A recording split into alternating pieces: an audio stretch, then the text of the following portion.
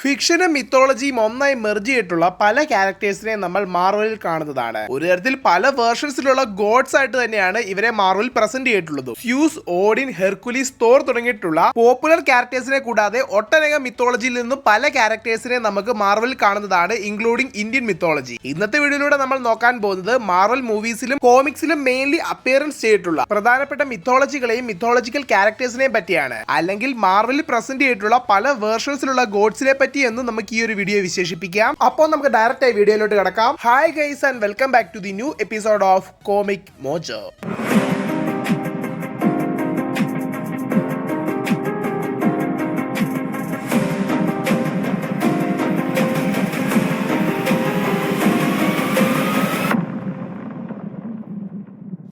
ഈ ഒരു പട്ടികയിൽ നമ്മൾ ആദ്യം തന്നെ നോക്കാൻ പോകുന്നത് മാർവലിൽ ഏറ്റവും കൂടുതൽ പോപ്പുലറായി യൂസ് ചെയ്തിട്ടുള്ള നോർസ് മിത്തോളജിയാണ്. നിങ്ങൾക്കറിയാവുന്ന പോലെ ഓൾ ഫാദർ ആയിട്ടുള്ള ഓഡിന്റെ അണ്ടറിൽ വരുന്ന ഈ ഒരു മിത്തോളജി പൂർണ്ണമായും വൈക്കിംഗ് എറയിൽ ജീവിച്ചിരുന്നവർ വിശ്വസിച്ചിരുന്ന നോർസ് ഗോഡ്സിൽ നിന്നും ബേസ് ചെയ്ത് തന്നെ ക്രിയേറ്റ് ആയിട്ടുള്ളതാണ്. ഓൾ ഫാദർ ആയിട്ടുള്ള Odin, god of thunder Thor, god of mischief Loki, കോമിക്സിൽ ലോക്കിയുടെ മകളായി വന്നിട്ടുണ്ടായിരുന്ന god of death Hela, watchman of all gods ആയിട്ടുള്ള ഹേംഡാൽ തുടങ്ങി ഒട്ടനേകം ഗോഡ്സിനെ ഉൾപ്പെടുത്തി തന്നെയാണ് മാർവലിൽ ഈ ഒരു മിത്തോളജിയെ കൈകാര്യം ചെയ്തിരിക്കുന്നത്. മൂവിയിലേക്ക് വരുമ്പോൾ പല മാറ്റങ്ങളും കൊണ്ടുവന്നു എങ്കിൽ തന്നെയും കോമിക്സിലാണെങ്കിലും മൂവീസിലാണെങ്കിലും ഒരുപോലെ ഏറ്റവും കൂടുതൽ മാർവൽ യൂട്ടിലൈസ് ചെയ്തിട്ടുള്ളതും ഇതേ നോർസ് മിത്തോളജി തന്നെ. ഇനി ഇതിലെ ഓരോ ക്യാരക്ടേഴ്സിനെ പറ്റി ഞാൻ എടുത്തു പറയേണ്ടതില്ലല്ലോ. ഗോഡ് ഓഫ് മിസ്ചീഫ് ആയിട്ടുള്ള ലോക്കി എടുക്കുകയാണെങ്കിൽ പുള്ളി എത്രത്തോളം അടിപൊളിയായിട്ടുള്ള ട്രിക്സ്റ്റർ ആണെന്ന് ഞാൻ പ്രത്യേകം പറയേണ്ടതില്ല. ഒരേ സമയം പവർഫുൾ ആയിരിക്കുന്നതിനോടൊപ്പം തന്നെ മാജിക്കിനെ എങ്ങനെയെല്ലാം യൂട്ടിലൈസ് ചെയ്യുന്നത് കൃത്യമായിട്ട് തന്നെ കാണിച്ച് ഇപ്പോൾ MCUവിന്റെ തന്നെ ഗോഡ് ഓഫ് സ്റ്റോറീസ് ആയി മാറിയിരിക്കുകയാണ്. അടുത്തത് തോർ.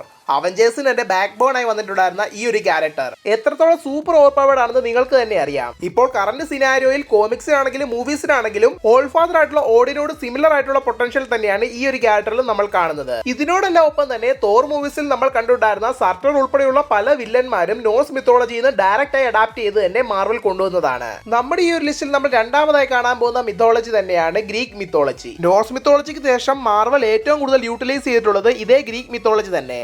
പ്രധാനമായിട്ടും ഓൾ ഫാദർ ആയിട്ടുള്ള സ്യൂസിനെയും ഹെർക്കുലീസിനെയും നമ്മൾ തോർ ലവ് ആൻഡ് തണ്ടർ മൂവിയിലൂടെ കണ്ടിരുന്നതാണ്. ഇനി അടുത്തതായി വരാനിരിക്കുന്ന തോർ മൂവീസിലും ഇവർക്ക് ഒരുപാട് വലിയ സ്ഥാനങ്ങൾ തന്നെയുണ്ടെന്നുള്ള തിയറികളാണ് ഇപ്പോൾ വന്നുകൊണ്ടിരിക്കുന്നത്. മൈത്തോളജിയിൽ തന്നെ കോമിക്സിൽ ഏറ്റവും കൂടുതൽ തോറിന് ശേഷം ഉപയോഗിച്ചിട്ടുള്ള ക്യാരക്ടർ തന്നെയാണ് ഹെർക്കുലീസ്. ഹെർക്കുലീസ് ന്യൂ അവഞ്ചേഴ്സിൽ തന്നെ ഒരു മെയിൻ മെമ്പർ ആയിരിക്കുന്ന ടൈമിൽ തന്നെ ഓപ്പോസിറ്റ് സൈഡിൽ സ്യൂസിന്റെ മറ്റൊരു മകനായിട്ടുള്ള god of war Ares dark അവഞ്ചേഴ്സിലും ഒരു മുഖ്യമായ സ്ഥാനത്ത് തന്നെയാണ് വന്നിരുന്നത്. ഏരിസിനും ഹെർക്കുലീസിനും തോർ ലെവൽ സ്ട്രെങ്ത് എന്നാണ് കോമിക്സിൽ പലയിടങ്ങളിലും മെൻഷൻ ചെയ്തിട്ടുള്ളത്. ഇനി ഓൾ ഫാദർ ആയിട്ടുള്ള സ്യൂസിനെ ഒരു കോമഡി പീസ് ആയിട്ടാണ് ലവ് ആൻഡ് തണ്ടറിൽ കാണിച്ചതെങ്കിൽ തന്നെ കോമിക്സിൽ ഈ ഒരു ക്യാരക്ടർ സൂപ്പർ സ്ട്രോങ് തന്നെയാണ്. ഈവൻ ദോ തന്റെ ടൈറ്റനിങ് ബോൾട്ട് ഉപയോഗിച്ചുകൊണ്ട് ഹൾക്കിനെ ഒറ്റ പഞ്ചിൽ നോക്കൌട്ട് ചെയ്തിട്ടുള്ള ഈ ഒരു ക്യാരക്ടർ വരും മാർവൽ മൂവീസിലൂടെ ഒരു കംബാക്ക് കൊടുക്കുമെന്ന് തന്നെ നമുക്ക് പ്രതീക്ഷിക്കാം. ഇവരോടൊപ്പം തന്നെ ഗോഡ് ഓഫ് സ്പീഡ് ആയിട്ടുള്ള ഹെർമീസ്, പവർഫുൾ ഗോഡ്സ് ആയിട്ടുള്ള അപ്പോളോ, അത്തേന, അർത്തിമിസ്, പൊസൈഡൻ തുടങ്ങിയിട്ടുള്ളവരും പലപ്പോഴായി മാർവൽ കോമിക്സിൽ അപ്പിയറൻസ് നടത്തിയിട്ടുള്ളവർ തന്നെ. ഫ്യൂച്ചറിൽ ഈ ക്യാരക്ടേഴ്സിനെ എല്ലാം കൂടുതലായി യൂട്ടിലൈസ് ചെയ്യുമെന്ന് തന്നെ നമുക്ക് പ്രതീക്ഷിക്കാം. നമ്മുടെ ലിസ്റ്റിൽ നമ്മൾ മൂന്നാമതായി കാണാൻ പോകുന്ന മൈത്തോളജിയാണ് ഇന്ത്യൻ മിത്തോളജി. ആക്ച്വലി നിങ്ങൾ പലരും ഈ ഒരു വീഡിയോ കണ്ടുകൊണ്ടിരിക്കുന്നത് തന്നെ ഇന്ത്യൻ മിത്തോളജിയെ പറ്റി കേൾക്കാൻ വേണ്ടി ആയിരിക്കും. എനിക്കറിയാവുന്ന ചില കാര്യങ്ങൾ വളരെ ബ്രീഫ് ആയിട്ടൊന്ന് പറഞ്ഞു പോകാം. പ്രധാനമായിട്ട് MCUവിൽ തോർ ലവ് ആൻഡ് തണ്ടർ മൂവിയിലൂടെ ഗണപതിയെ ചെറുതായി ഒന്ന് ടീസ് ചെയ്യുന്നുണ്ട്.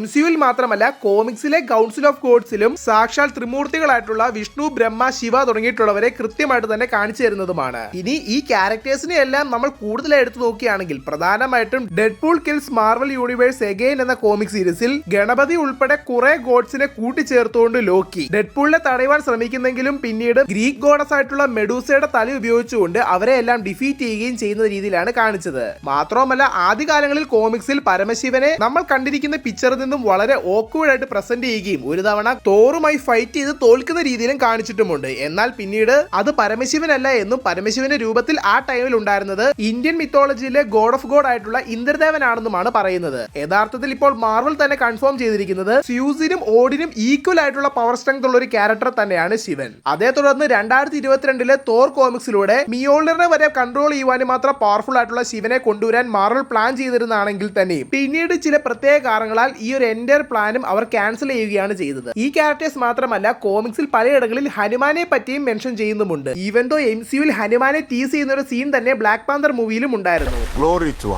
എന്നാൽ അതും പിന്നീട് ഡിലീറ്റ് ചെയ്യുകയും വരികയാണ് ചെയ്തത്. ഇനി ഈ ക്യാരക്ടേഴ്സിനെ എല്ലാം ഫ്യൂച്ചർ MCU മൂവീസിൽ കൂടുതലായി യൂട്ടിലൈസ് ചെയ്യുമോ എന്ന് നമുക്ക് കാത്തിരുന്ന് തന്നെ കാണാം. അടുത്തതായി ഈ ഒരു ലിസ്റ്റിൽ നമ്മൾ 4ാമതായി കാണാൻ പോകുന്ന മിത്തോളജി തന്നെയാണ് ഈജിപ്ഷ്യൻ മിത്തോളജി. ഈജിപ്ഷ്യൻ മിത്തോളജിയെ പറ്റിയും അവരിൽ പ്രധാനിയായിട്ടുള്ള ഖോൻഷുവിനെ പറ്റിയും നമ്മൾ കൂടുതലായി മൂൺ നൈറ്റ് സീരീസിലൂടെ മനസ്സിലാക്കിയത് തന്നെയാണ്. എന്നാൽ ഇതിൽ നമ്മൾ അറിയേണ്ട മറ്റൊരു കാര്യം കൂടി ഉണ്ട്. ബ്ലാക്ക് പാന്തർ മൂവിയിൽ നമ്മൾ കണ്ടിട്ടുണ്ടായിരുന്ന ബ്ലാക്ക് പാന്തർ ഗോഡസ് ആയിട്ടുള്ള ബാസ്റ്റ് എന്ന ക്യാരക്ടർ യഥാർത്ഥത്തിൽ ഈജിപ്ഷ്യൻ മിത്തോളജിയിൽ നിന്ന് വന്നിരിക്കുന്നത് തന്നെ. ചുരുക്കത്തിൽ ടെക്നോളജിക്കലി വളരെ അഡ്വാൻസ്ഡ് ആയിട്ടുള്ള വക്കാണ്ടൻസ് പോലും ഇൻഡയറക്റ്റ് ആയിട്ട് ഫോളോ ചെയ്യുന്നത് ഈജിപ്ഷ്യൻ മിത്തോളജിയെ തന്നെ. മൂൺ നൈറ്റ് സീരീസിലൂടെ മാർക്ക് സ്പെക്ടറിനെ തന്റെ അവതാറായി മാറ്റിയെടുക്കുന്ന ഖോൻഷു മാർക്കിന് തന്റെ പവേഴ്സ് നൽകി എത്രത്തോളം പവർഫുൾ ആണെന്ന് സ്വയം കാണിച്ചു തരികയും ചെയ്യുന്നുമുണ്ട്. അതുപോലെ തന്നെ ഈ ഒരു സീരീസിൽ മെയിൻ വില്ലൻ റോളിൽ വന്നിട്ടുണ്ടായിരുന്ന ആമിറ്റ് എന്ന ഈജിപ്ഷ്യൻ ഗോഡ് ആണെങ്കിൽ ആർത്തർ ഹാരോ യൂസ് ചെയ്തുകൊണ്ട് ഈ ഒരു ലോകത്തിൽ കറപ്റ്റഡ് ആവാൻ സാധ്യതയുള്ള എല്ലാ സോളിനെയും തന്റെ കൺട്രോളിൽ കൊണ്ടുവരുന്നതായി കാണിക്കുന്നതുമാണ്. മാത്രമല്ല ഈ ഒരു സീരീസിൽ വന്നിട്ടുള്ള മറ്റ് ഗോഡ്സ് ആണെങ്കിൽ പോലും എത്രത്തോളം പവർഫുൾ ആണെന്ന് കൃത്യമായി കാണിച്ചു തരുന്ന രീതിയിൽ അവർക്കും അവതാസിനെ ക്രിയേറ്റ് ചെയ്യാമെന്ന രീതിയിൽ തന്നെയാണ് സീരീസിൽ ഉടനീളം കാണിച്ചു വെച്ചിരിക്കുന്നത്. അതുകൊണ്ട് തന്നെ വളരെ വലിയൊരു തിയറി തന്നെയുണ്ട്. യഥാർത്ഥത്തിൽ ബ്ലാക്ക് പാന്തർ എന്ന ക്യാരക്ടർ തന്നെ ബ്ലാക്ക് പാന്തർ ഗോഡസ് ആയിട്ടുള്ള ബാസ്റ്റിന്റെ അവതാർ ആണെന്നുള്ളത്. ഇത് എത്രത്തോളം ഫ്യൂച്ചർ MCUയിൽ യൂട്ടിലൈസ് ചെയ്യുമെന്ന് അറിയത്തില്ല. എന്തായാലും കാത്തിരുന്ന് തന്നെ കാണാം. ഇനി ഈ ഒരു പട്ടികയിൽ നമ്മൾ 5ാമതായി കാണാൻ പോകുന്ന മൈത്തോളജി തന്നെയാണ് ചൈനീസ് മിത്തോളജി. ഇതിൽ തന്നെ ഒരുപാട് പവർഫുൾ ഗോഡ്സ് അടങ്ങിയിട്ടുള്ളവരെല്ലാം തന്നെ ജീവിച്ചിരിക്കുന്നത് ടാലോ എന്നൊരു ഇന്റർ ഡയമെൻഷണൽ സ്പേസിലാണ്. ആക്ച്വലി നമ്മൾ ഷാങ്ജി മൂവിയിലും ഇതേ ഒരു കാര്യം തന്നെയാണ് കണ്ടിരുന്നത്. എന്നാൽ അവിടെയുള്ളവരെ ഗോഡ്സ് ആയി കാണിക്കാതെ മറ്റൊരു സ്പീഷീസ് എന്ന രീതിയിലാണ് പോർട്രേൽ ചെയ്തിരിക്കുന്നത്. ഇനി ഷാങ്ജി മൂവിയിൽ നമ്മൾ കാണുന്ന ഗ്രേറ്റ് പ്രൊട്ടക്ടർ എന്ന ഡ്രാഗൺ പോലും ഡയറക്ട്ലി ചൈനീസ് മിത്തോളജിയിൽ നിന്നും ക്രിയേറ്റ് ആയി ഡെവലപ്പ് ചെയ്തിട്ടുള്ള ഒന്ന് തന്നെ. നമ്മുടെ ഈ ഒരു പട്ടികയിൽ നമ്മൾ അടുത്തതായി നോക്കാൻ പോകുന്ന മൈത്തോളജി തന്നെയാണ് ജാപ്പനീസ് മൈത്തോളജി.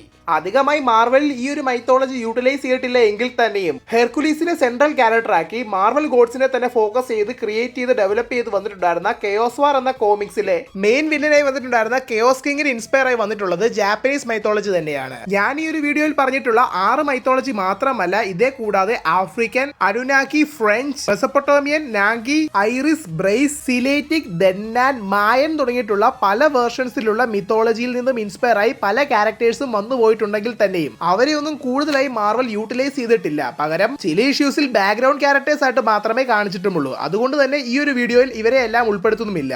എന്തായാലും മാർവൽ കോമിക്സിലും മൂവീസിലും കാണിച്ചിട്ടുള്ള പ്രധാനപ്പെട്ട മൈത്തോളജിയെ പറ്റിയുള്ള ഈ ഒരു വീഡിയോ നിങ്ങൾക്ക് ഇഷ്ടമായെന്ന് ഞാൻ വിചാരിക്കുന്നു. ഇഷ്ടമായിട്ടുണ്ടെങ്കിൽ മറക്കാതെ തന്നെ കമന്റ് ചെയ്യുക. ഈ ഒരു വീഡിയോ പറ്റിയുള്ള നിങ്ങളുടെ അഭിപ്രായ നിർദ്ദേശങ്ങളും അതോടൊപ്പം തന്നെ രേഖപ്പെടുത്തുക.